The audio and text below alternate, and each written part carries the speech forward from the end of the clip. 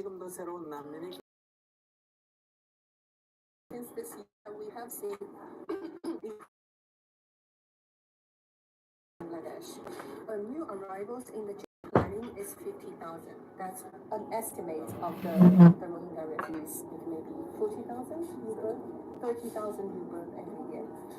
그 결혼을 해서 아기를 지금 3만 명이나 낳는다는 거는 결혼한 사람이 매년 1만 명 이상 늘어난다는 거 아니에요. 그러면 그 집을 따로 주는지 안 주는지. Not able to. So because the camp is so congested. 10피트 곱하기 11피트 정도 되는 크기의 공간에서 한 10명에서 11명 정도 되는 사람들이 함께 살아가고 있는 상황이고 저희가 새로운 주거지를 이제 제공하기는 어려운 상황이 있습니다. 우크라이나 전쟁 이후로 이 WFP의 모금이 많이 줄어서 여기 이제 지원이 어려워졌는데 이건 하다가 줄어지는 뭐 없어진 있나 혹시? We reduced the number of soaps distributed last year. So JT is yes, helping to promote the need and also believing that shit comes. My government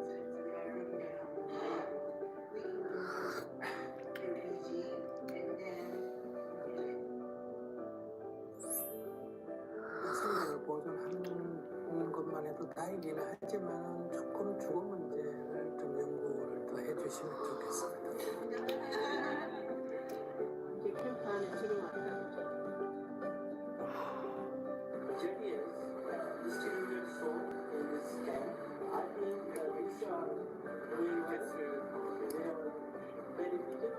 저희들의 지원이 난민들에게 도움이 됐으면 좋겠습니다.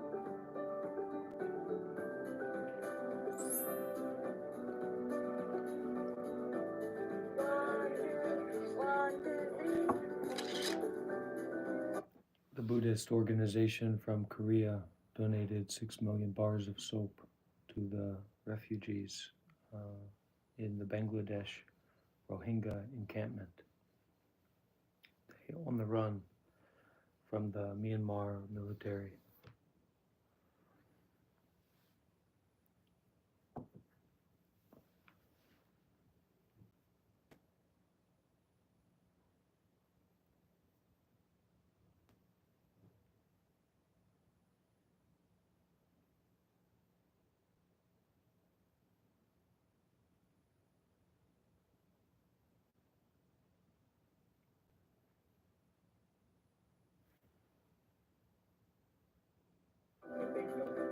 그래서 오늘부터 저희가 디스트리뷰션 발표를 시작했고요. And at a time when humanitarian funding for refugee response in the world, in Bangladesh in particular, is decreasing, immense support extended by GTS and your presence sends a very powerful signal to help not only us, but also the international community into keeping the spotlight onto the Rohingya refugee response.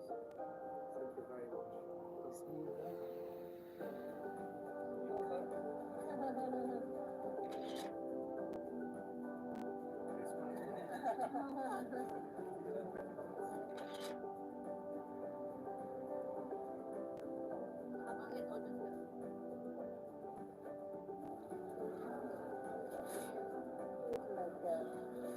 한 사람당 세안 비누 하나, 그다음에 세탁 비누 하나 이렇게 6개월에 한 번씩은 여성들에게 여성 위생 키트를 따로 제공을 하고 있는데 그거는 알레핀이 2개, 세스핀이 4개 더 준다. 네. 그래서 7개를 준다 이 말이네. 아, 그 요번에는 위생킷을 받는다니구나. 네. 오케이. 이것도 없다.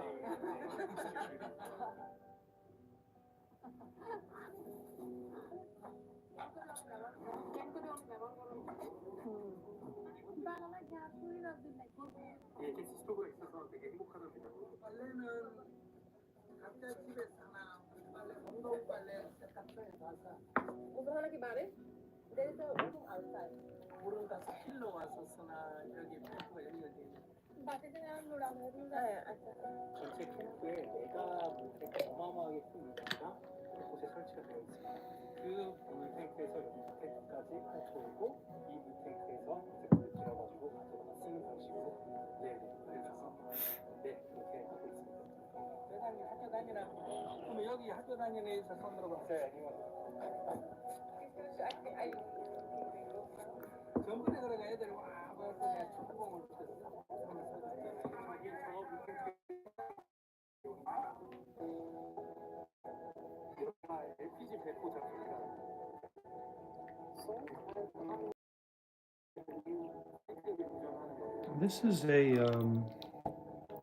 This is a short clip concerning the Venerable Master Pomnyan Sunim. He is a very well-regarded meditation master in South Korea, and he's doing a lot of social works to benefit the people in need.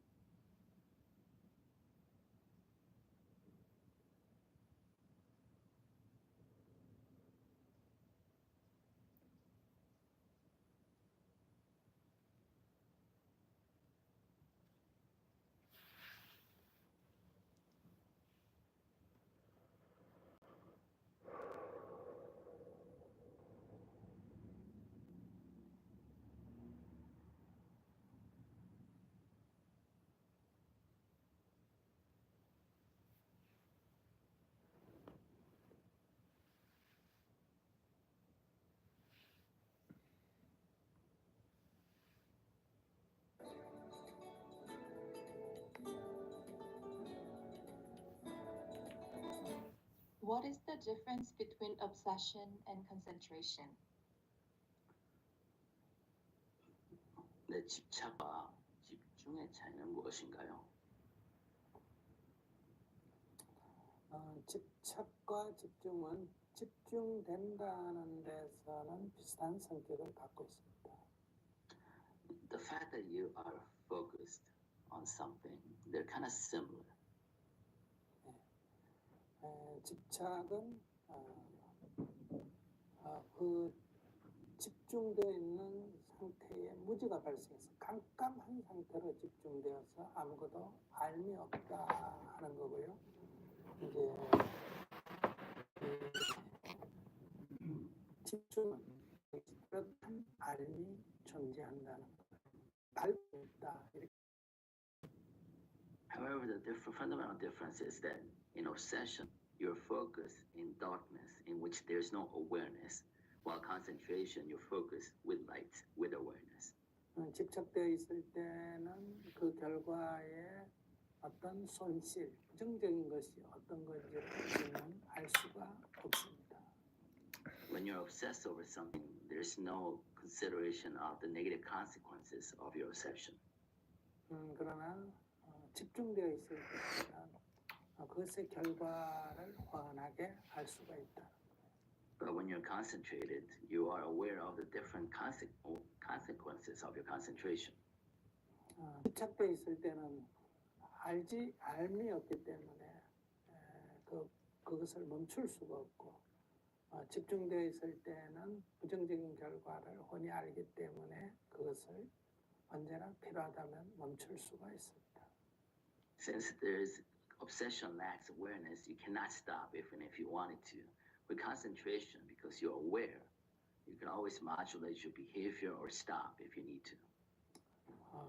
집착의 결과로는 괴로움이 일어나고 미움이 일어나고 성냄이 일어나는데, 이 집중의 결과는 오히려 괴로움이 사라지고 미움이 사라지고 성냄이 사라진다. 결과에 차이가 있습니다. And there's a huge difference in consequences. With obsession, it leads to anger, leads to hatred, it leads to suffering. However, in concentration, it actually lessens the anger and hatred and suffering. There you go.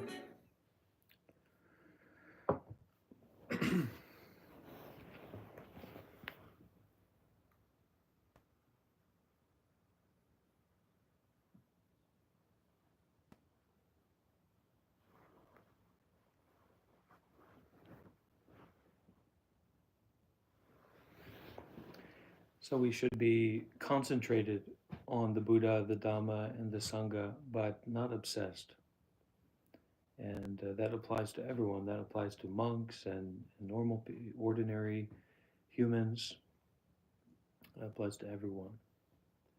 And Venerable Master Pomnyan Sunim here was saying that the obsession has a kind of quality of concentration, but there's an attachment, there's an involvement in that is like a clenching without being able to stop clenching. And that means that we're kind of concentrated with and in darkness. And we cannot consider about the effects of that clenching. We cannot stop. Whereas the concentration is infused with awareness. So not only are we aware of the side effect of that concentration, the possible side effect, but we also have a capacity to stop. So that is the general difference between concentration and obsession.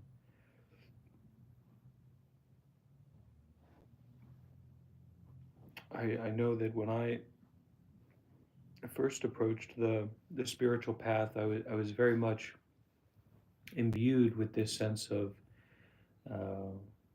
devotion or obsession to what I thought was spiritual practice. And it's taken me a long time to realize that obsessiveness has necessarily know what those results are going to be, and there's a lack of capacity to step back in that obsessive compulsive concentration, even if it relates to spiritual practice. So Siara Otamatara, my teacher, he always says, as much as you can do something, you should stop doing that. You should be able, you should dare to stop doing what you can do. And you should be willing to dare to do what you cannot do. It's a really sad state of affairs when we can only do what we can do. We have to be willing, we have to dare to do more than we can do. Otherwise, it is a wasted life and wasted chance and not reliable. Those people who do not dare to do more than they can do often don't even do what they can do, and it's not safe to rely on them or to support them.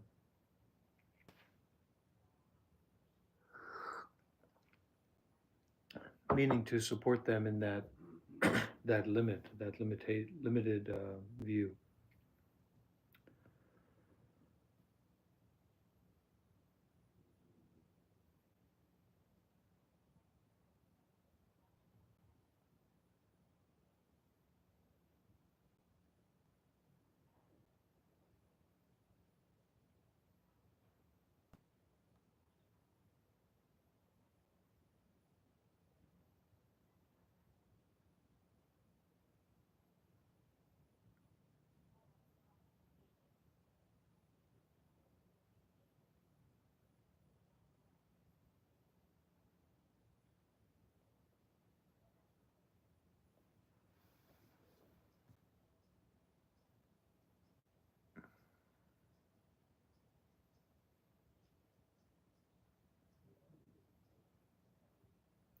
Uh-oh.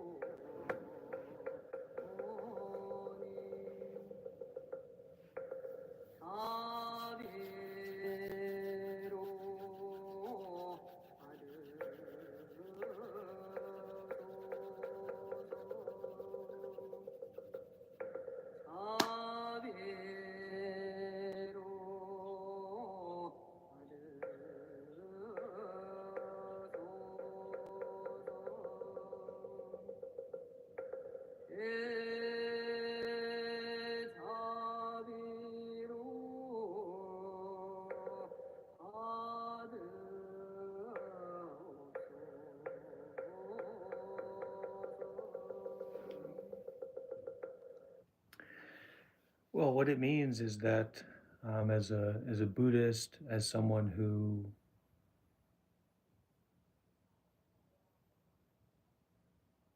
understands the importance of the spiritual path, it is seen, it is known, it is understood that the Dharma, the Dhamma, is the most valuable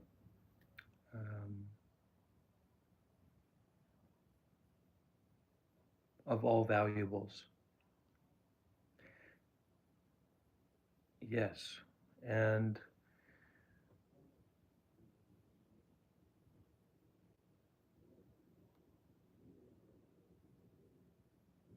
we take a position at that time of understanding the value of the Dhamma, and then when we have a view or a perception that someone knows about the Dhamma, has experience with the Dhamma, uh, we want to get what is valuable, but it's not owed to us, and it's not a matter of earning it.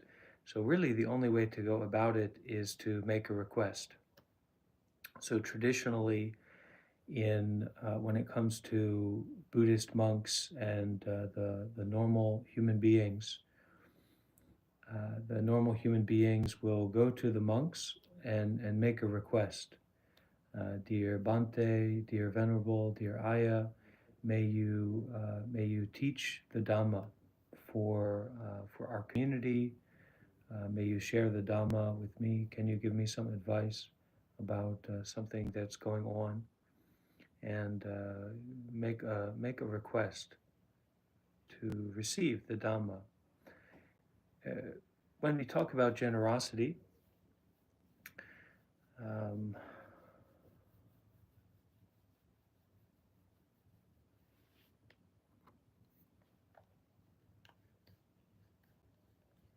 it's a very difficult topic. Generosity is maybe one of the most difficult dhammas to talk about fully, to really deeply talk about.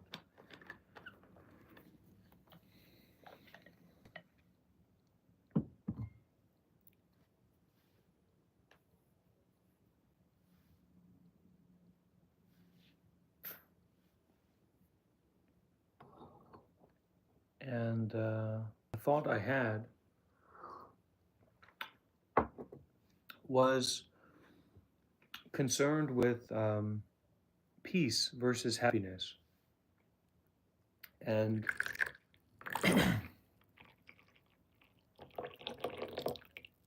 the way of the Buddha, or the way of mindfulness and detachment, is mainly concerned with peace. When we can be at peace, we don't need to be happy. But when we are happy, we need peace. Happiness without peace is deranged. So happiness is a little bit more stimulating, a little bit more pleasurable, a little bit more exciting. And so it's very difficult to understand that happiness is not essential to freedom. One does not need to be happy to be free. Just in the same way that someone doesn't need to be sad to be free. But peacefulness is this sense of happiness that is free from happiness in what is already. And so to value peace, to see the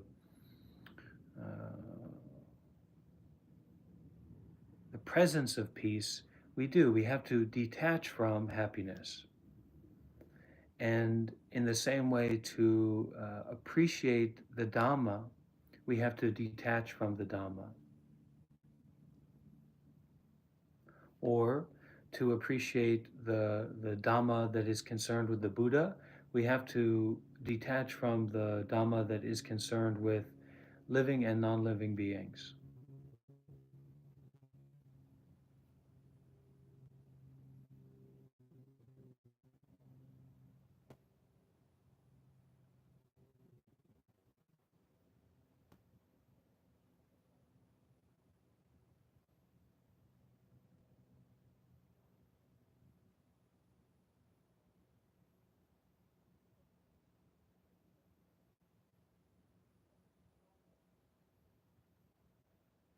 And devotion is kind of like using the power of obsession with much less of the negative aspect. So there's almost a pull to not stop, but one can stop. And the intention of that devotion is to stop on the spiritual path. In the same way that devotion is almost going beyond the concern about the side effect, but aware that there are side effects and dares to detach from those side effects. So devotion is very, very important, and it's not something that we can do safely without the support of the meditation master or the Dhamma teacher, Dhamma community. And you really do need that devotion or that consistency of intensity with blessings to make the progress on the path. And it's of course in our normal lives, in our daily lives, it's all about balance, and we want to balance really in between devotion and concentration, rather than concentration and obsession. And to do that, we have to detach from the self. We have to detach from the self and attach to the Buddha, the Dhamma, and the Sangha as a practical meditation method. Okay?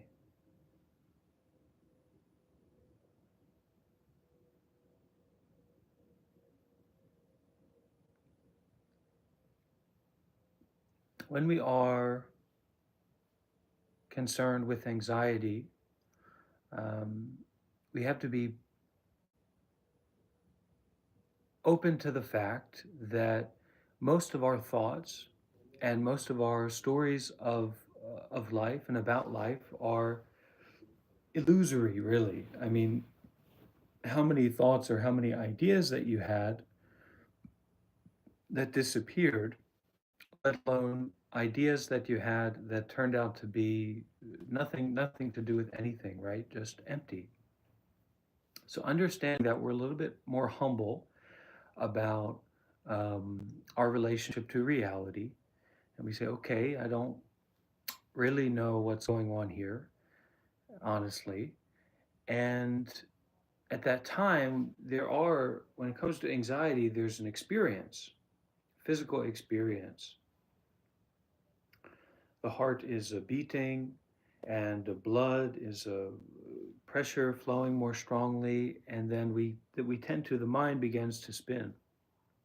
So this is for hiccups as well, when you feel that anxiety, like that anxiety, or see the interest in that. Your heart is made to beat fast. There's not a problem in the body. Anxiety is okay. I mean, people can live their whole lives in a constant state of anxiety, and they live for a while.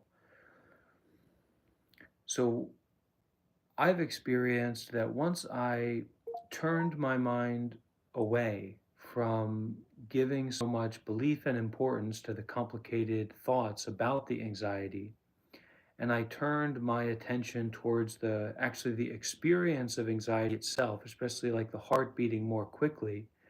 I found that there was a sense of enjoyment in that. Now, I had to apply that in the pre-panic period. So before that anxiety attack is going on, there's a buildup, right? That the anxiety is kind of building, and so once you start to feel that anxiety building, you can actually be interested in that. Oh, my heart's beating, my lovely heart, my wonderful heart is boom, boom, boom. My body, those juices. There's some kind of juice machine in this area that puts out these adrenaline juices or something, and you start to feel the juice come out, and you're interested in that. You give attention to that. You give that permission to be. You give that permission to process. In a certain way, when we get anxiety like that, if we have an American diet, is probably not too bad, right? Because we're getting that all those oils pumped out of the heart, and we're clearing out those veins. So be open to your anxiety. Be open to the feeling of anxiousness, and that anxious.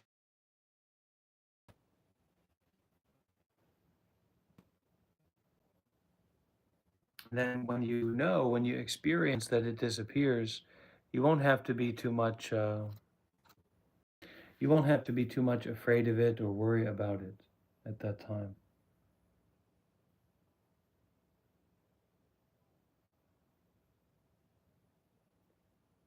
Does that make sense? And really, it's not too difficult to get to that point, to work through that process.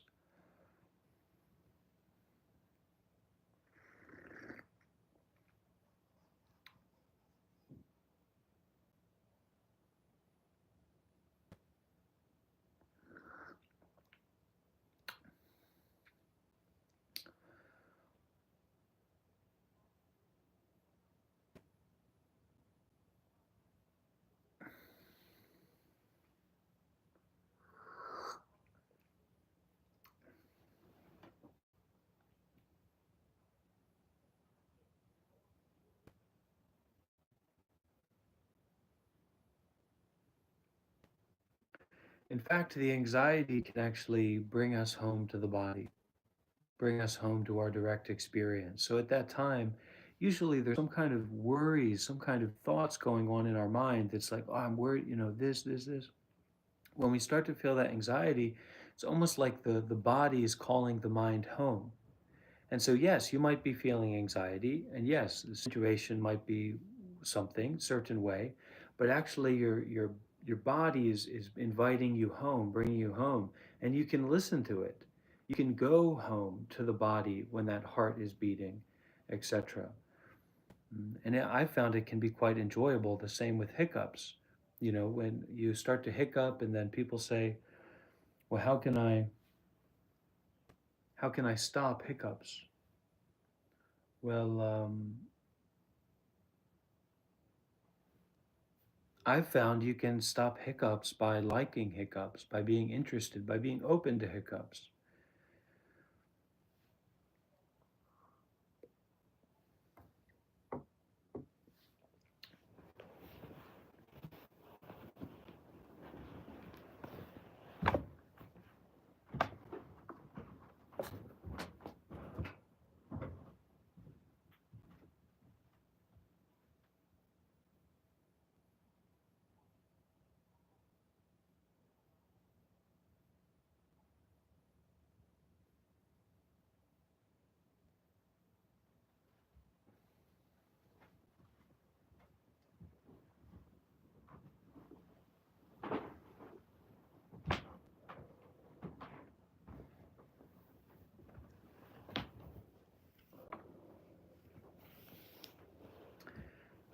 When a relationship's basis, when the basis of a relationship is non transactional, all kinds of transactions can take place and there won't be a problem. When the basis of a relationship is transaction, the nature of it is to be problematic because essential focus of that relationship is in-laws are not reliable. In fact, or the truth of death, you learn that as much as you profit, you will lose. As much as you lose, that's how much is gained in terms of loss. And we can try to bring that into the relationships that we have with other people. Now, you might have a boss at your job or things like that, but when it comes to having a partner, having someone who you live your life with, someone that you rely on, try to bring that aspect of non-transactionality to the relationship. Um, and then, as many hiccups as there are moments for stopping, coming home, and continuing on the path. in whatever way seems to be most beneficial for both parties, based on generosity, um, which is primarily based in detachment. Buddhist generosity is about detachment. The first ever act of Buddhist generosity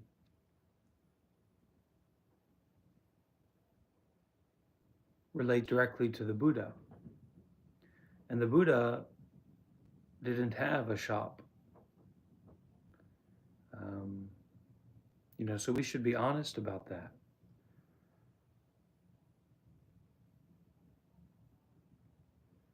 As much as we can. The same with, we have some kind of orange tree on the grounds of our temple here in LA. And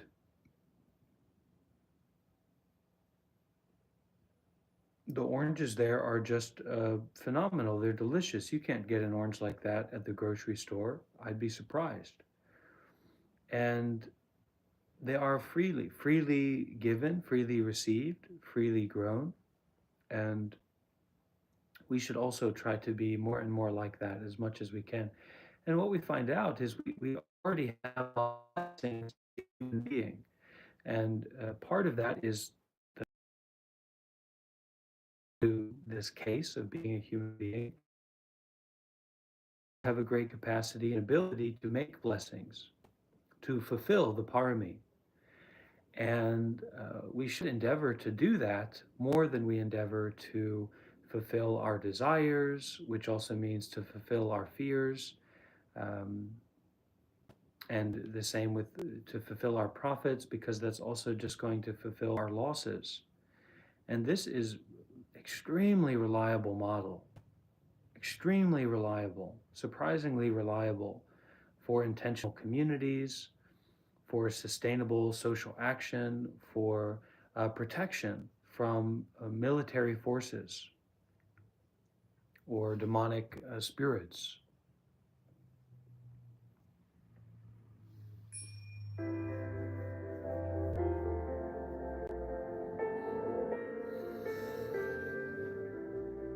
I have a question regarding healing from past trauma.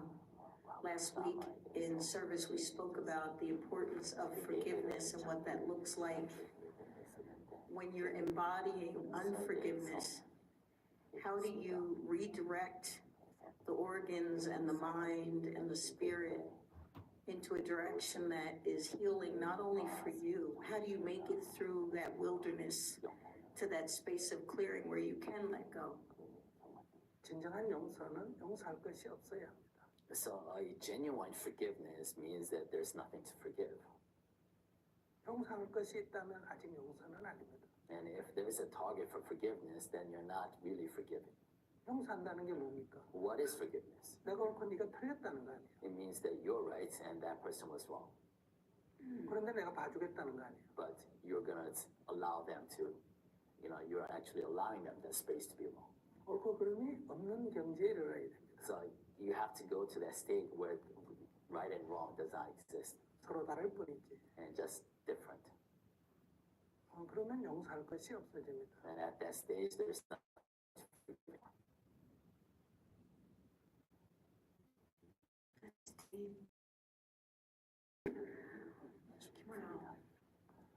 근데 이것은 성경에 이미 나옵니다. But this is already taught in the Bible. 예수님이 십자가 못 박혀 돌아가실 때 어떻게 했습니까? So what did Jesus say when he was being crucified? 두 사람이 예수님을 십자가에 못 박았습니다. So there are two executioners who were nailing him down. 그런 피를 흘리면서 자기를 죽인 사람을 내려다봤습니다. So he was crucified, bleeding, and he looked down upon those executioners. 그러면서 이렇게 말했습니다. And this is what he said. 주여 저들을 용서하소서. And so, Father, please forgive them. 이것이 용서입니까? Is that forgiveness? 그 뒷문장이 중요합니다. Actually, it's what follows that's more significant. 그들은 자기 지은 죄를 모르옵니다. They know not what they do. 이것이 매우 중요합니다. That's very important. 그들은 그 재판장에 있는 직원입니다. Because they're just employees. 요즘 말하면 교도소 직원입니다. There's this in today's world, they could be, prison employees. 판사가 판결을 하면 When the judge makes a decision, 그는 사형 집행을 합니다. they just execute that decision. 당시 사형 집행 방식이 십자가에 못 박는 겁니다. And crucifixion was a form of execution used during those times. 그러니까 그날 세 명이 사형을 받았습니다. So along with Jesus, 2 others were crucified. 그래서 집행을 한 거예요. And they performed that execution. 그러면 보통 3일 되면 죽습니다. 피가 빠져가지고요. They last for a while, maybe up to 3 days, then they die. 죽으면 이제 내립니다. And then they lower them, when they die. 또 다른 사람을 매달게 됩니다. And another executioner and another prisoner takes his place. 내리기 전에 죽었는지 살았는지 확인을 해야 됩니다. And then before the body is lowered, you have to make sure he's dead. 그래서 창을 갖고 옆구리를 찔러 봅니다. So that's why they take a spear and pierce the body. 꿈틀거리면 좀 더 둡니다. And the blood still flows, as the body moves, then you just, let it hang. 반응이 없으면 내립니다. If there's no reaction, they bring down the body. 그냥 그렇게 일상 직업이었습니다. That was just their function. That's what their SOP was. 그 무슨 잘못을 했습니까? So what crime did they commit? 이것을 예수님은 충분히 이해하셨습니다. So this was the complete understanding that Jesus exhibited. 그렇기 때문에 그들을 용서하라고 말했습니다. That's why he said, please forgive them. 사실은 용서할 것이 없는 거죠. Because he knew there was nothing there to forgive. 용어를 그렇게 썼거나 기록자가 그렇게 표현한 겁니다. That's just the words that was used. 근데 보통 사람으로서 이런 마음 내기가 어렵습니다. But for, everyday people like us, it's very difficult to exhibit that generosity. 자기를 죽인 사람을 향해서 우리 같으면 주여, 저 2 사람은 지옥에 넣어주세요. 이렇게 얘기할 겁니다. If I were hanging there like Jesus, I would say, Father, please put those 2 guys in hell. 근데 예수님 이전에 하나님은 징벌의 하나님이었습니다. But before Jesus, the Old Testament God was a very punitive God. 사람들이 말을 듣지 않는다고 소돔과 고모라에서 유황불로 지지고 소금 기둥을 만들었습니다. Sodom and Gomorrah, they were punished and basically eradicated because they would not listen to him. 그래서 사람들은 신을 두려워했습니다. So it was a fearful God. People feared the God. 예수님의 언어는 징벌의 하나님이 아니라 사랑의 하나님입니다. The New Testament, Jesus was not a God of fear or God of punishment, was a God of love. 용서의 하나님이죠. It was God of forgiveness. 근데 오늘날 크리스천들이 자꾸 이렇게 남을 징벌하는 얘기를 하는 것은 예수님의 사상에 맞지 않습니다. So in that sense, Christians talking about punishing others is not really aligned with Jesus' teaching. 그러니까 사랑은 이해입니다. So that's why love ultimately is about understanding. 그를 온전히 이해한다면 미워할 일이 없습니다. So because if you completely understand somebody, there's no cause for hatred. 지금 용서를 할 게 남았다면 아직 그를 이해하지 못하고 있는 겁니다. So if you still have something to forgive, that means you haven't really reached that comprehensive understanding of the other person. 우리는 서로 다릅니다. Because we're all different. 생각이 다릅니다. Our thoughts are different. 가치관도 다르고, Our values are 믿음도 different. 다르고, Our beliefs are different. 이념도 다르고. And our ideologies are different. 이 다름을 인정해야 합니다. We have to acknowledge those differences. 그러나 우리는 나는 옳고 너는 그러다고 생각합니다. But we always think I'm right, you're wrong. 그러니까 화가 나고 미움이 생깁니다. Then we get angry and we hate. 서로 다르다는 것을 인정하는 것을 우리는 상대를 존중한다고 말합니다. So when you acknowledge the differences, that means we're respecting each other. 존중한다는 것은 이렇게 떠받든다는 뜻이 아닙니다. So when we say respect, we're not putting you on an altar. 나와 다른 그를 그대로 인정한다는 뜻입니다. We're just acknowledging you as different from me and you. 그의 입장에서는, 그 사람의 입장에서는 나하고 관계, 그 사람 입장에서는 그런 행동, 그런 말을 할 수 있겠다 하는 것이 이해입니다. So understanding is all about acknowledging that from their perspective, they could have said or done what they did. 그것이 진정한 사랑입니다. I think that's the real nature of love. 우리가 누구를 좋아하는 것은 사랑이 아니라 욕망입니다. Because when we actually desire somebody, when we actually like somebody, that's desire, that's not love. 그러나 사랑을 욕망이라고 일치시켜도 됩니다. But we sometimes kind of connect it to love and desire. 그러나 이러한 욕망은 반드시 미움을 초래합니다. But love based on desire always leads to hatred. 그러나 완전한 이해는 미움을 초래하지 않습니다. But a complete understanding does not lead to hatred. 그리고 꼭 이것은 불교 안에만 있는 것이 아니라 성인의 가르침 속에 있는 얘기입니다. So this teaching does not only exist within Buddhism, it exists with the teachings of all sages.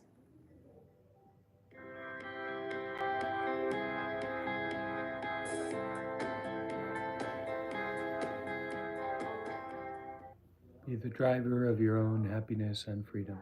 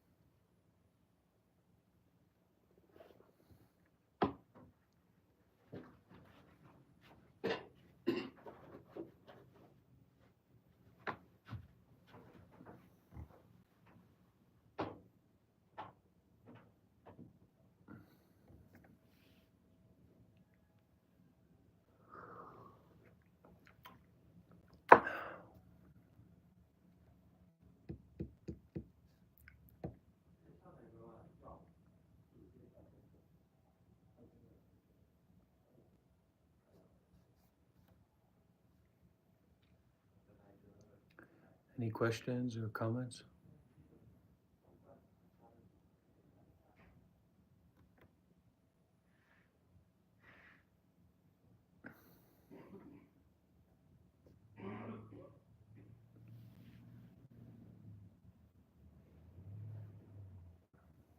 Go ahead, Missy.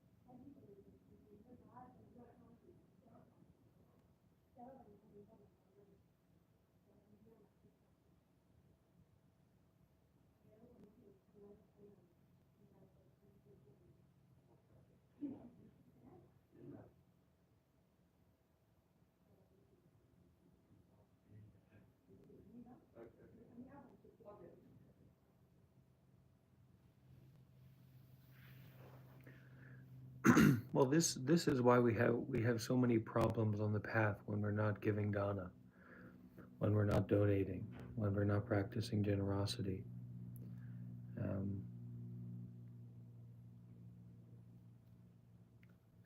this life is not about you. The body is not about you. The mind is not about you. Your possessions are not about you. All of this is not about you. It doesn't have anything to do with you. And to fully know that is to be a Buddha.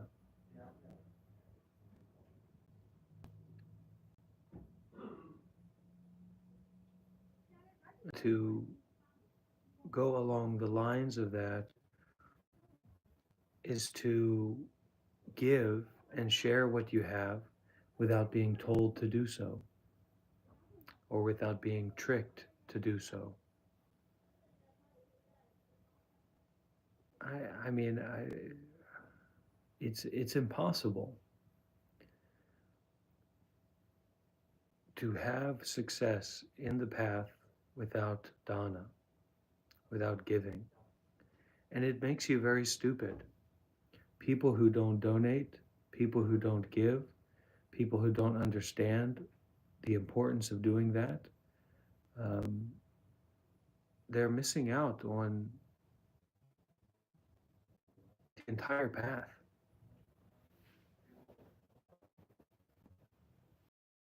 Access to it is what it is. You know, I was talking. I hope we get a chance to talk again. But I was, um, I was doing some posting on Reddit, and a lot of people were asking me questions, and this practitioner saw my post and reached out to me, and we had a call. And he's a PhD researcher. He does a private research. He works privately, and he was saying, because we were talking about how he thinks about it, how he understands about it.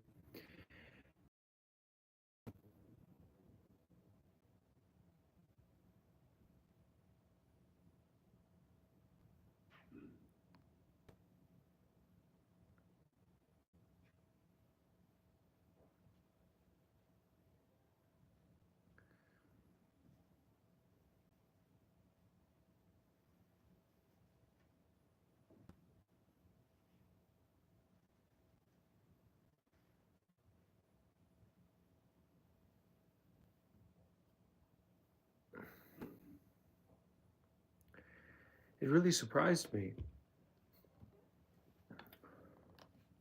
His his perspective and his position about giving is very influenced by business, by his work as a businessman. And he was saying how when he talks to these monks and different teachers, they don't ask anything from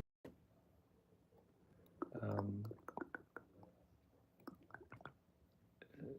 and he was talking about a monk that I think has been practicing for 30 plus years, like a Tibetan Dzogchen master, from what he was saying in the Digma tradition. And he was wondering, kind of doing calculations, because that's what we tend to do when we're in the business world. He was wondering, like, how much would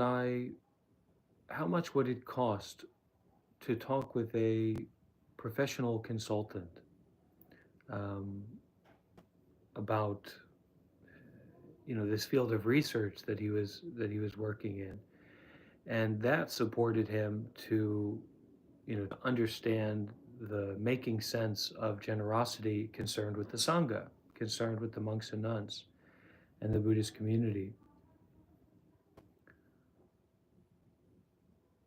So we all have to have some understanding of that and find a way to do that. I know we have one Sangha member who had become a nun during the 3-month retreat in Bodh Gaya, India, the holy place. And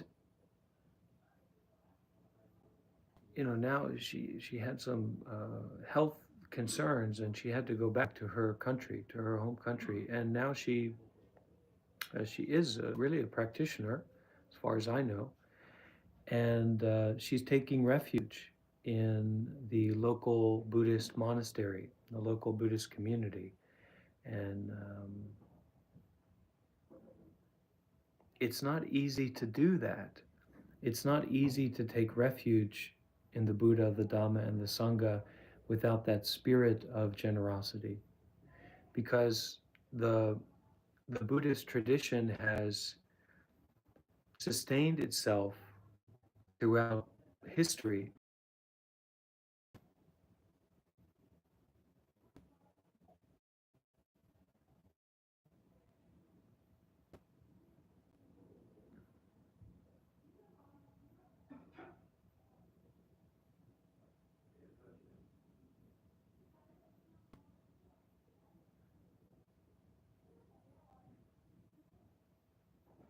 And it is true that monks don't work, monks don't usually farm, depends on the tradition, but not business people. And for the monks to live and survive, for their basic necessities, um, it requires generosity. So to connect with the Sangha in a meaningful way, we also have to have a relationship with generosity concerned with the Sangha.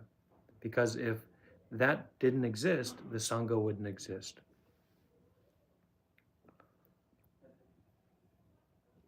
And this all just goes into dana, sila, bhavana, samadhi, panya.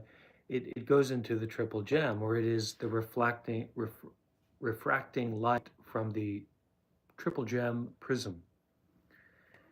And that triple gem is the Buddha, the Dhamma, and the Sangha. And so actually taking refuge in the Buddha, the Dhamma, and the Sangha, and dana, sila, bhavana, samadhi, panya are interlinked. And this is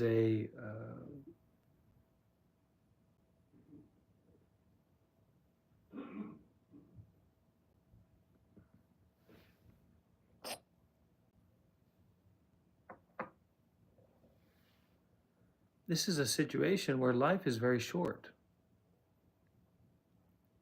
and you should try as much as you can to make the most dedicated efforts to know for yourself what is at the core of the triple gem. And you won't find that um, without sacrifice. Concerned with the triple gem, or concerned with the truth, not concerned with helping people. If it was just about helping people, then the charity organizations all around the world would be full of very powerful spiritual people. So helping people can be more in line with putting giving chemo to a cancer patient, whereas the path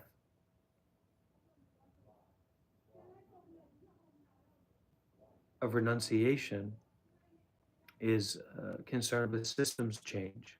So changing the systems that are creating the cancerous cells to begin with. You have to give more. There's no getting out of this. There is no avoiding this. There's no weaseling here. You have to give more to get more. You have to give up more to get up more. That's what you have to do, Missy. And so it's not a matter of just going around and helping people. There's, there's enough people going around and helping people. And I'm sure, you might have, some people here may have had some of them knock on your door to hear the good news. And hopefully it does help. Hopefully it is helpful.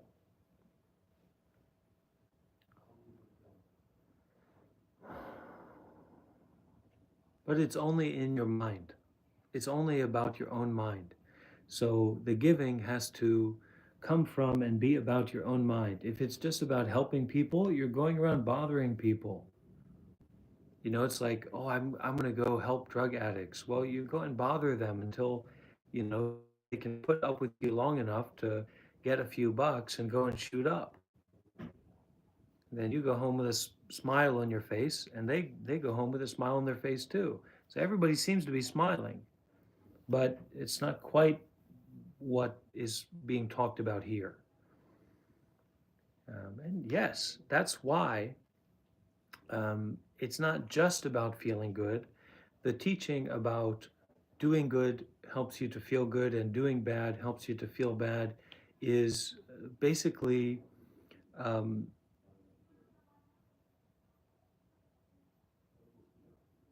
to help very stupid people, okay, or to help in times of stupidity. Let's put it that way.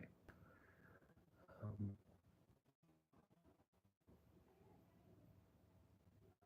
and there's nothing wrong with stupidity.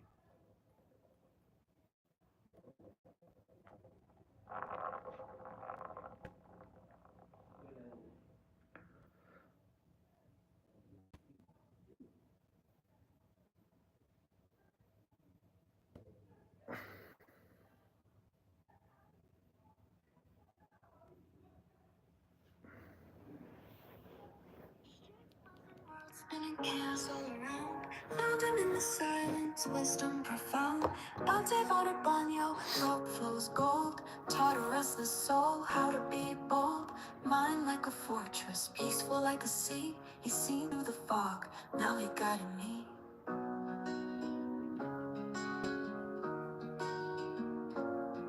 Meditations in the morning, sunrise and two. Breathing in serenity, sky so blue. Wild visions in the night, demons took their toll. He showed me how to simmer, find peace in the whole jungle of the modern life. His words cut clear, a lighthouse in the storm, no fear, he's near.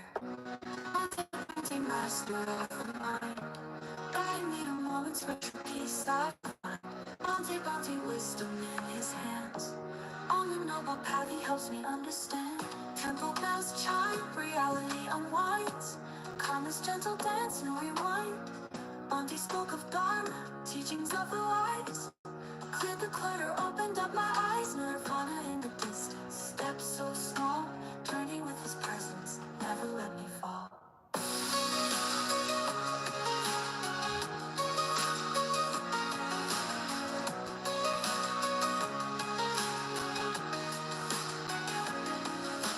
Mindful steps, every lesson clear.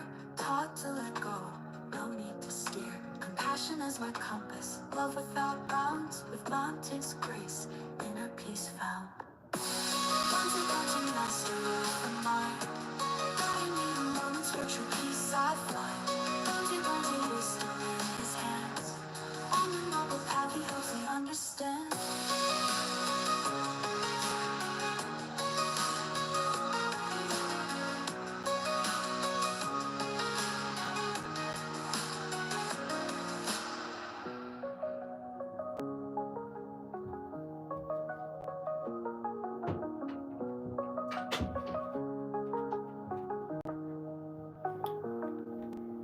Temple bells chime, reality unwind. Guiding me to moments where true peace I find. Bounty wisdom in his hands. On that noble path, he helps me understand.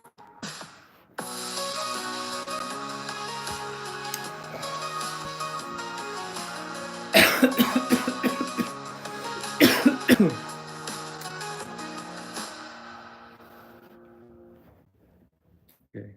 And, giving has nothing to do with money, okay?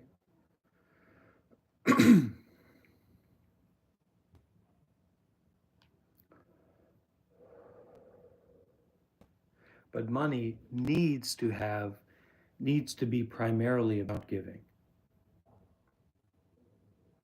To have a safe environment for children, for elderly, money needs to be primarily about giving. But giving has nothing to do with money. But if you know, if you are in a situation, which a lot of people are, where money is the most valuable thing in your life, you should probably give that and give a lot of that. I mean, that's how monasteries are built, that's how facilities are maintained, that's how the Buddha, the Dhamma, and the Sangha is primarily supported in the modern world in a material way. And congratulations, Rose, on your kindness.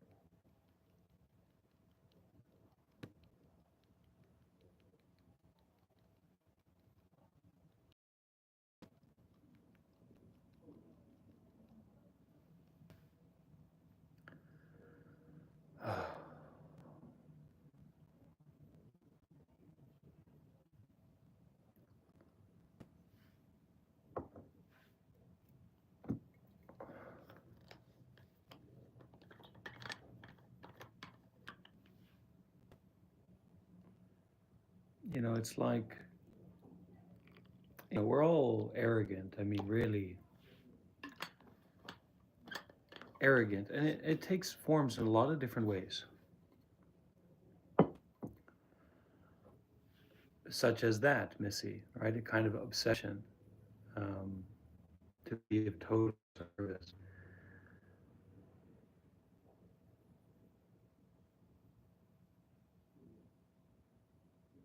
And that leads down a path of love becomes hate. It's not about being in love with someone. It's not about serving someone. You have to practice with that, and if it's concerned with the Buddha, the Dhamma, the Sangha, that's better.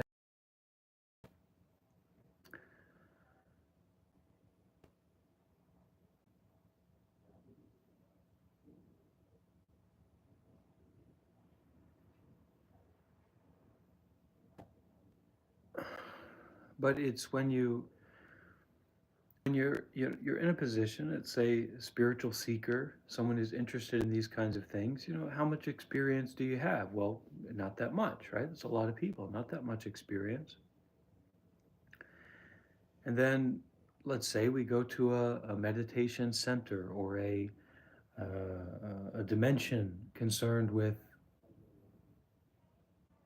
a spiritual life, the Buddha, the Dhamma, and the Sangha. And then you're not giving, you're not volunteering, you're not listening.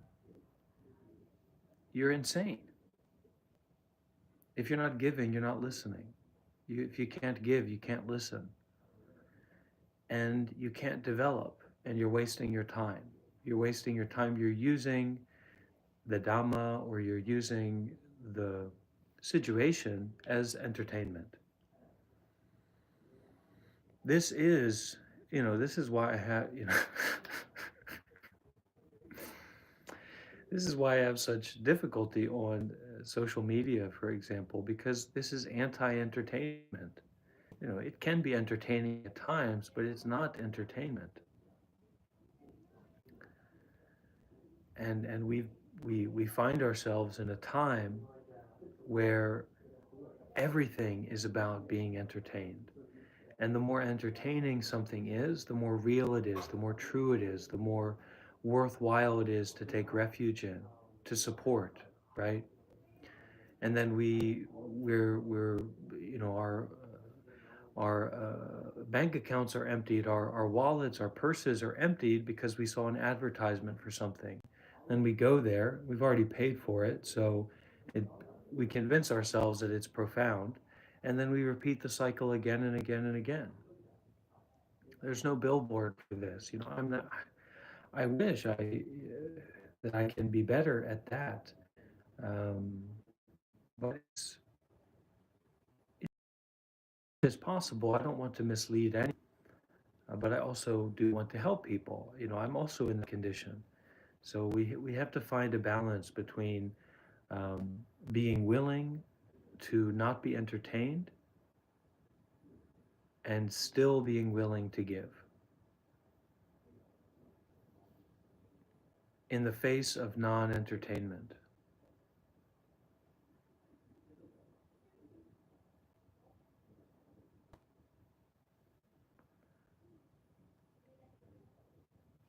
If I'm in a good environment with a positive invitation, then, and I feel safe, then I am easy to go back to myself because it's an interesting situation going on. I've been invited, there's people, it's positive, to go back into myself and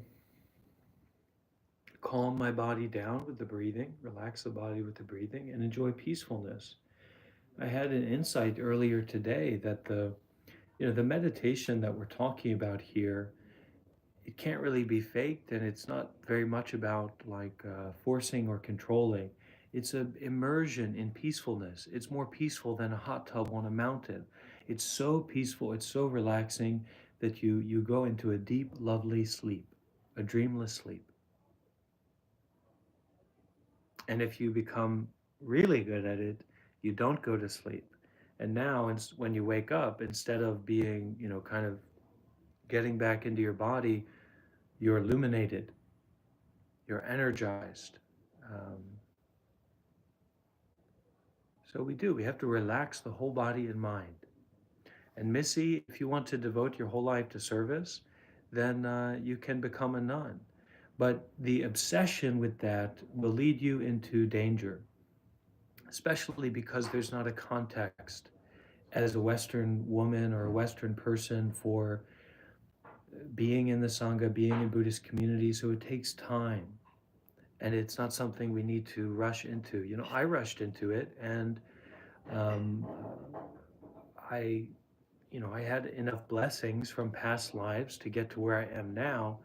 Um, but you're a woman, you're not a man. So you don't have the blessings that a man has, especially concerned with becoming a monk or a nun, which means that there are less opportunities for you. There's less support for you as a whole in just being a nun. And that combined with a Western cultural background means that it's not going to be easy. And if something is not easy, it means we have to go into it all the more with the mindset of um, simplicity, stability, and giving. As a nun has to give a lot more than a monk does a lot of the time in the Buddhist community, in the Buddhist Sangha. It's not always the case, and there's some sexism in there, sure, but it's mainly concerned with your karma, your blessings. If you're washing the dishes, that's your choice. Nobody has to wash my dishes. Nobody has to give me any food. Um,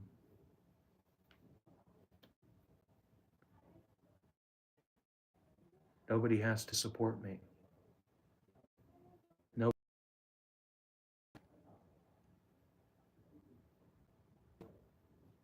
And one of the one of the hardline rules or a strong rule unless someone has reached out to that monk and said, Bante, if you need anything, let me know, then the only thing a monk can ask for is water, unless that relationship has been established.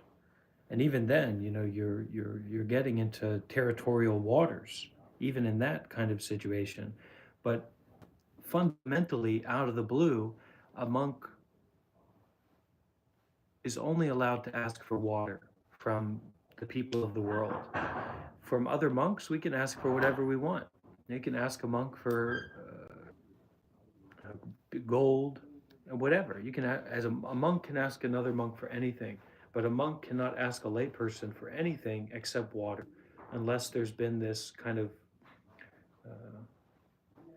invitation, like I described. And that's why you'll see in a lot of Buddhist communities a certain way of being by the people who are supporting the monks. And I've been very blessed to have some of our sangha support me in that way also. So very grateful.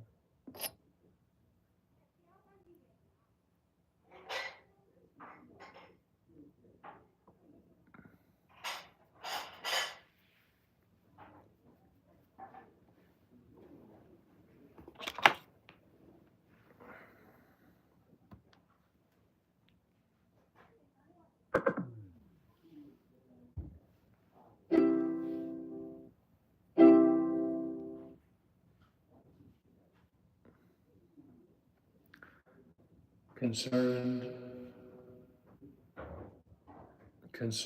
concerned. App mode. Studio mode. Concerned. Monster mode. Concerned. Chant mode. Concerned. Original mode. Concerned with letting go, concerned with mindfulness and detachment.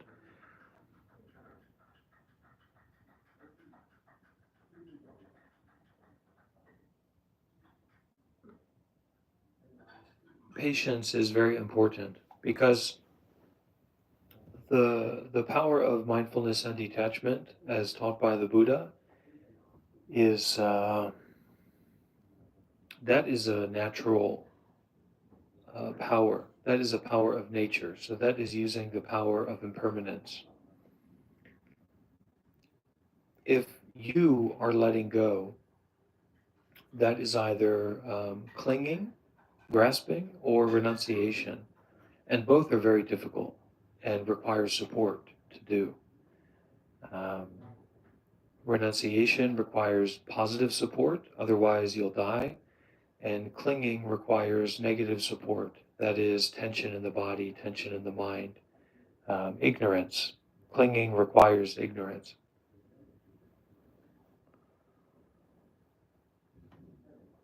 So one of the best practices that you can do for letting go is to show up concerned with the Buddha, the Dhamma, and the Sangha, and to be patient.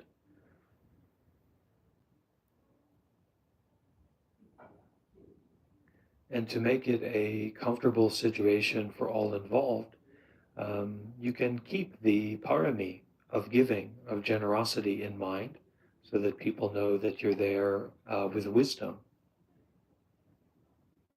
When someone shows up and it's not clear that they are practicing the parami of generosity, we are not sure they are safe or not. Dare to give, they are easy to work with. Those who don't dare to give,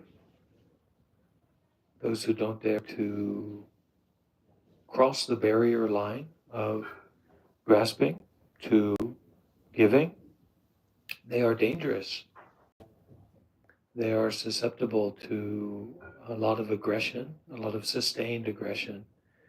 not only to the members of the Sangha, but people that are taking refuge in the Sangha. So be as patient as you can if you want to get closer to the Sangha and to the Dhamma of mindfulness and detachment and to the Buddha.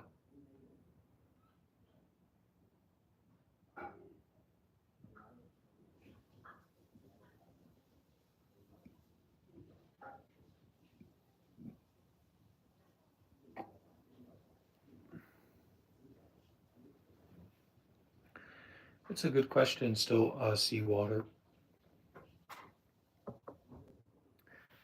What kind of person would you say is fit to follow in a path similar to yours?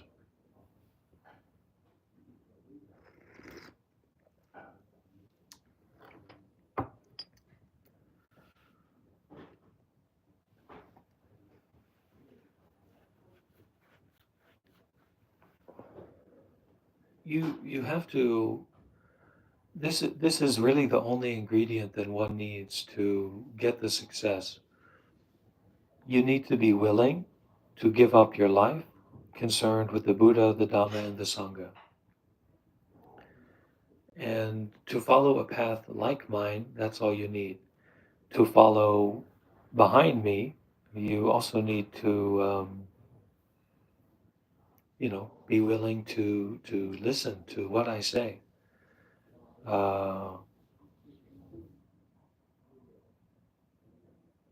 And for my teacher, that's less the truth because my teacher is a much higher level, so anyone can follow him and he can arrange. But for me, I get very uncomfortable. I get very worried if someone is following me and they're not listening to what I say. I don't, not for sure what I say is right or wrong, but if someone's following me and they, then they can blame me when they didn't listen to what I told them to do, right? So that's a very uncomfortable situation, and a lot of difficulties come out of that. So a lot of good monks do not accept followers, do not accept students. And a part of my a part of my dharma is using this kind of format. There's a natural safety net in it is easy to detach, turn on and turn off. But it's difficult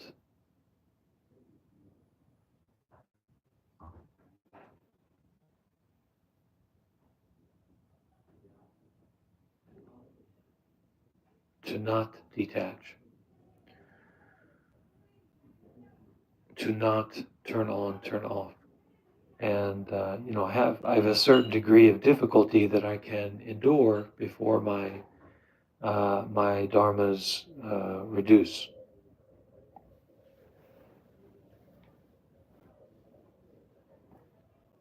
And also, this platform is mainly a Western platform, and that means that a lot of the people who are coming very close to me and my dharmas do not have a Buddhist community around them, or maybe contacting Buddhism seriously for the first time. So they also need to have that capacity to turn on and turn off, so they can be simple and stable in going their way, whether they listen to me or not.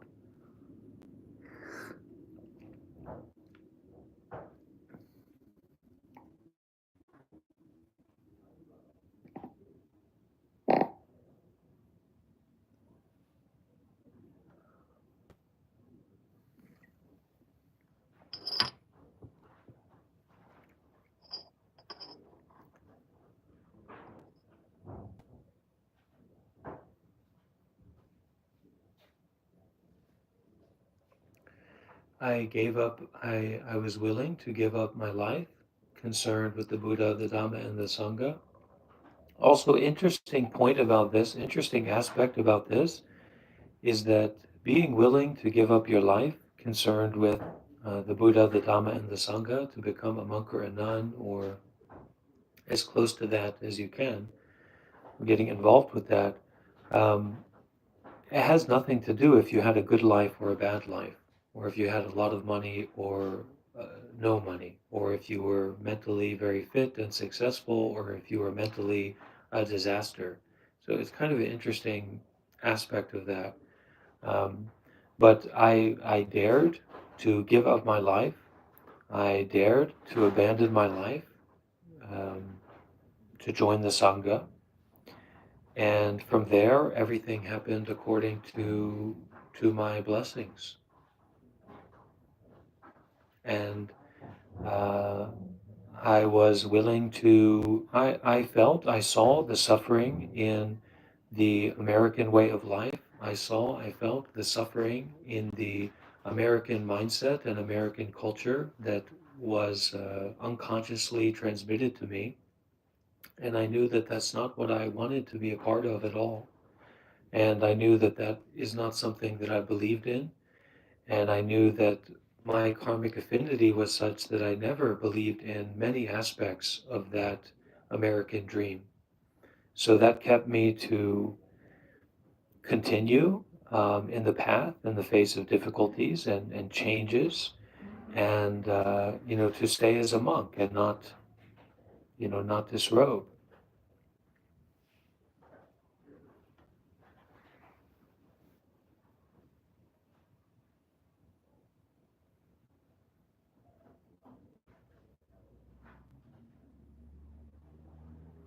It's not about finding one teacher, um, especially at the beginning. It's more about trying to find teachers, a teacher. And a teacher is not just one teacher or your teacher or my teacher, because to really have a teacher means that you build a relationship, a direct relationship with someone who has a higher dhammas than you do. And that takes time, and it takes sacrifice, and it takes curiosity and openness to many different teachers, not just one. Because then you have people who say, "This is my teacher," but actually that person is not their teacher. That's just someone who they've taken some teachings from. So it takes time, it takes patience, right? It's like when you are in the middle of the ocean in a sailboat. You might have the biggest sail in the world, but you have to wait for the winds to come. And when the winds are not there, don't break the 5 precepts.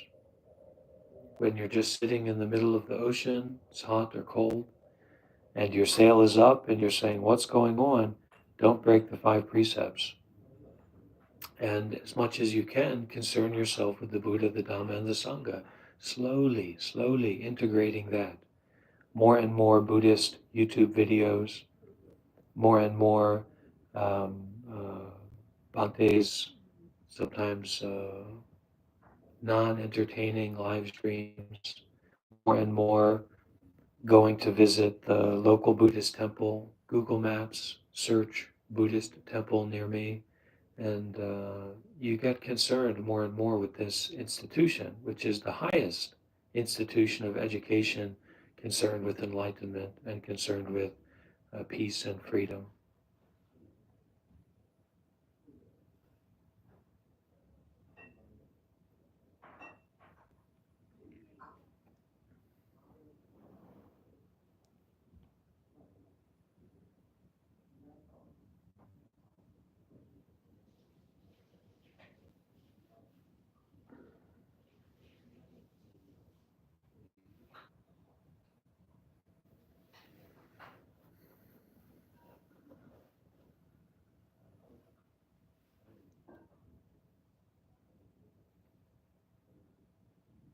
Because you don't know how arrogant you are until you're vulnerable.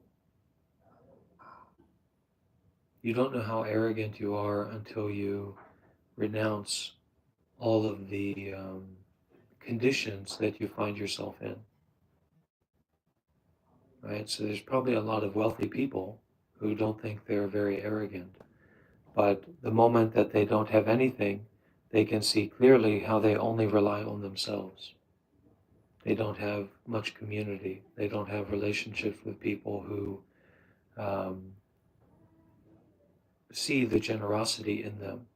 And then what can they do? Except try to build themselves up again. So it's this arrogance of just relying on ourselves, relying on someone, relying on the notion of someone.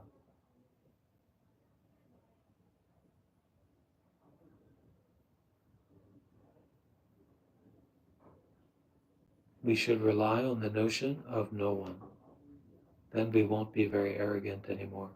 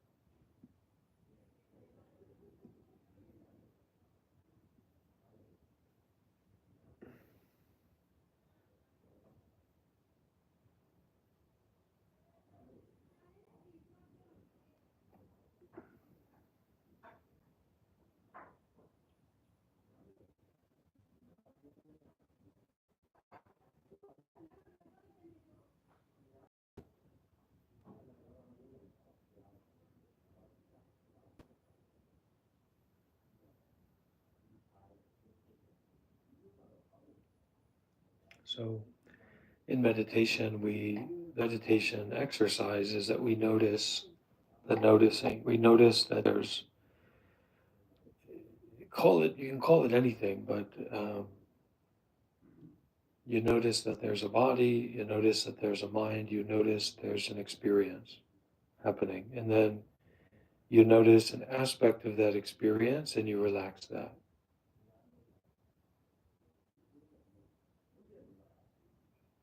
And you don't judge that. And you abide in relaxing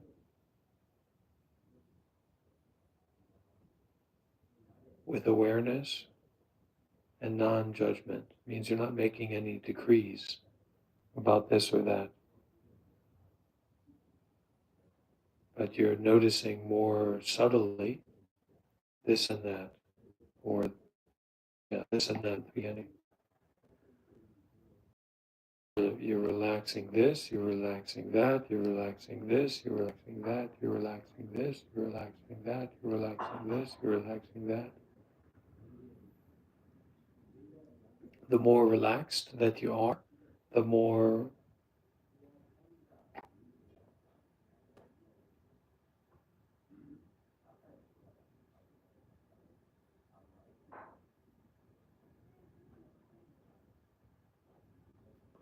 you can be less arrogant through relaxation.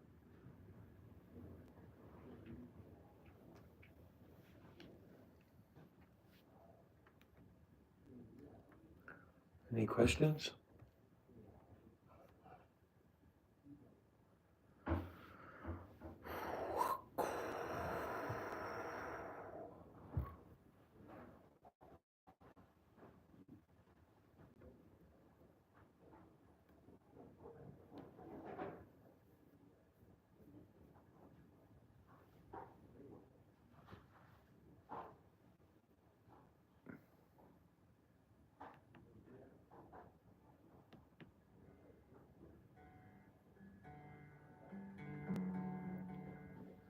I'm very involved in Nanya.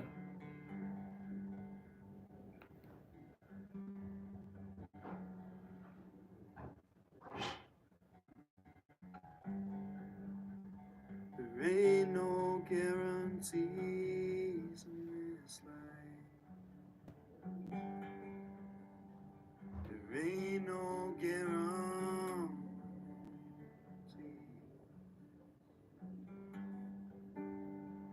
There ain't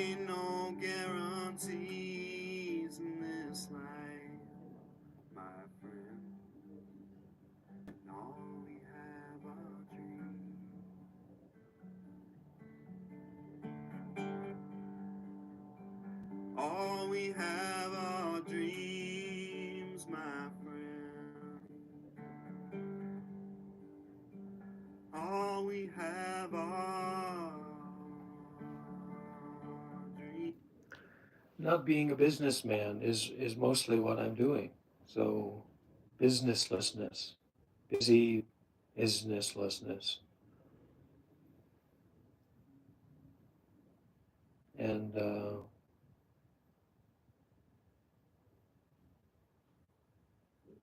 you can call as well, you can call it mindfulness and detachment, but you don't need to call it anything at all because really it's none of your business what I'm doing when I'm in my room or, I don't have a room, but I sleep in my teacher's room at the temple. And, I don't have a home or, people ask me all the time, where's your temple? Where do you stay? I don't stay anywhere. Um, I don't have a valid driver's license. And all of my my real possessions, I can carry in, my begging bowl and just this sack. So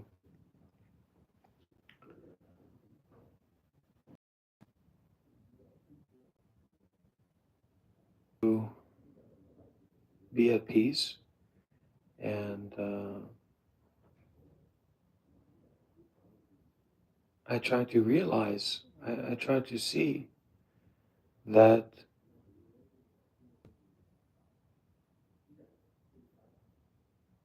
truth of not someone, not something, there's no time, there's no tomorrow, there's no yesterday. All we have are dreams. There's no guarantees about anyone or anything. The only guarantee is in no thing. The only guarantee is in no one. And, that's what I'm practicing. That's what I'm feeling currently is adjacent to that, if not that. And there are uh, aspects of my life that I'm not comfortable to share on a live stream. People see that I share a lot. I live stream or I share a lot of things, but if many things are not appropriate to share. And it's not because they're too good or too bad. It's just a matter of being content with what is and being mindful with what is already, not looking for more, not trying to understand more, um, not trying to get more. And once again, at the time when we should be giving, we're trying to get more. It's shameful, but uh, we have to be patient and we have to hope for the best, even though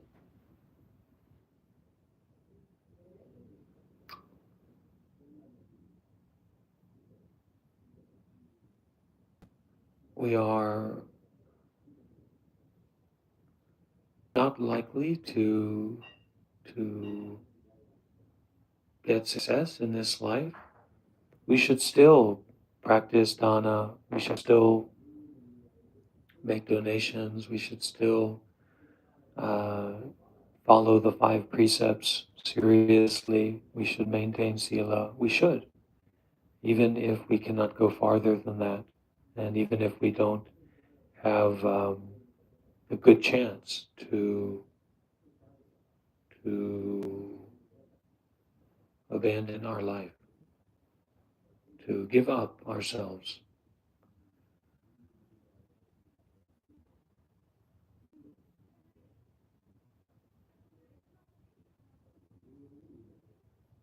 There's no reason to be aggressive. There's no reason to uh, be too much frustrated.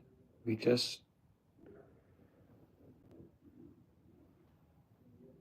And just be gentle and just be. And listen to the sound of my voice as it is.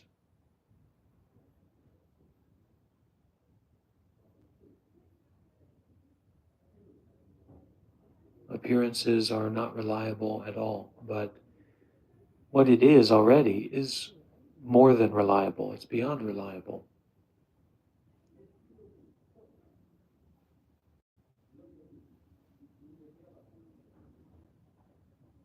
The Buddha, the Dhamma, and the Sangha are clothes for a naked man.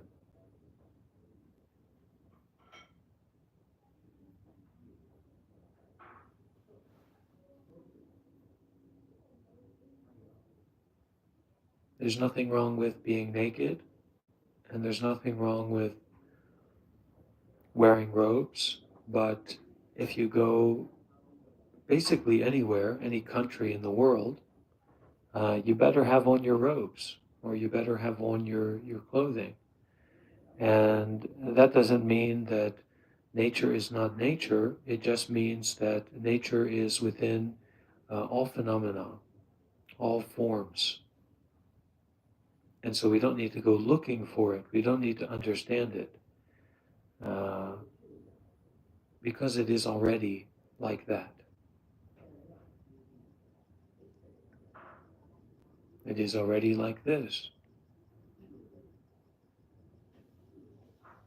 There is a fineness to the way that it is already. And if we want to do something, what we do should primarily be about giving and not taking.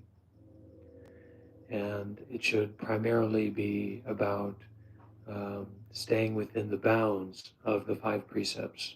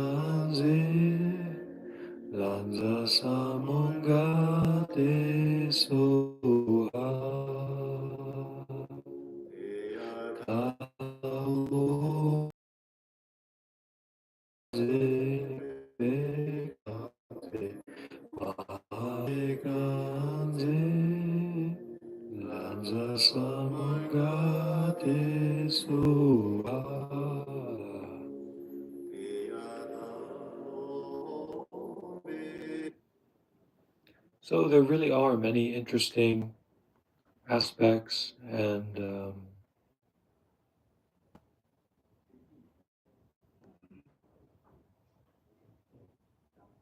dynamics of the light that refracts from the prism of the Buddha, the Dhamma, and the Sangha.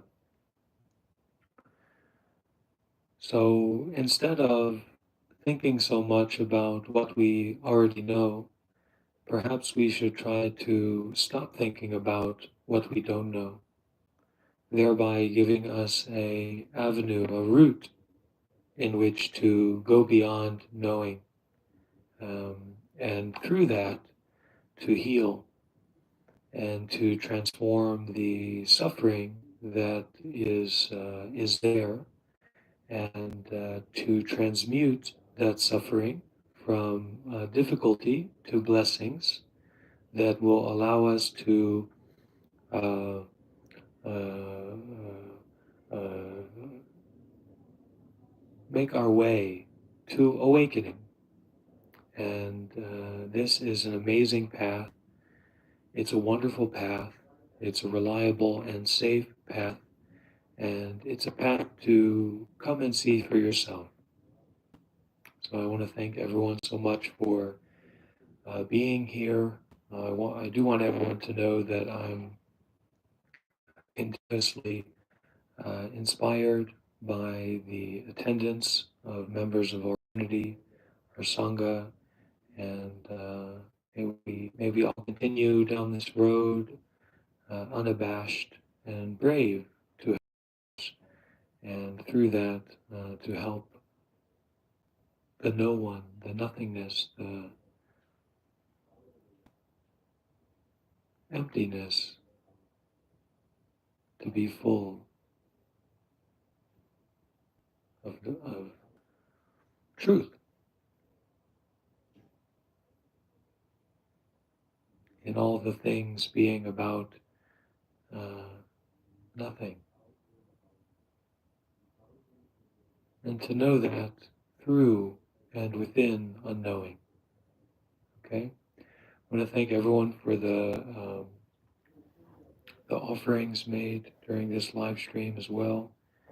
And I will offer a blessing chant to the donors and to everyone who has been here to be mindful, to detach, to give up themselves, and to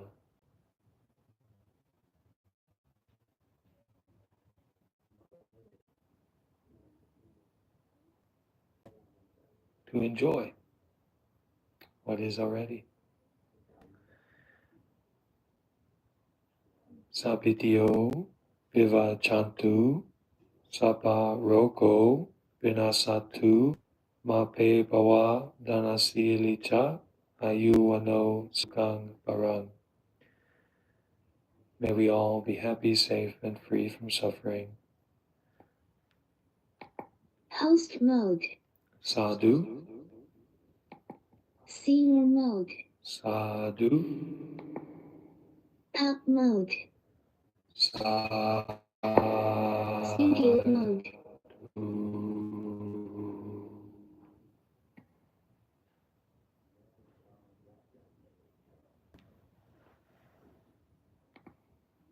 Monster mode. Chant mode. Original mode. Okay, thank you.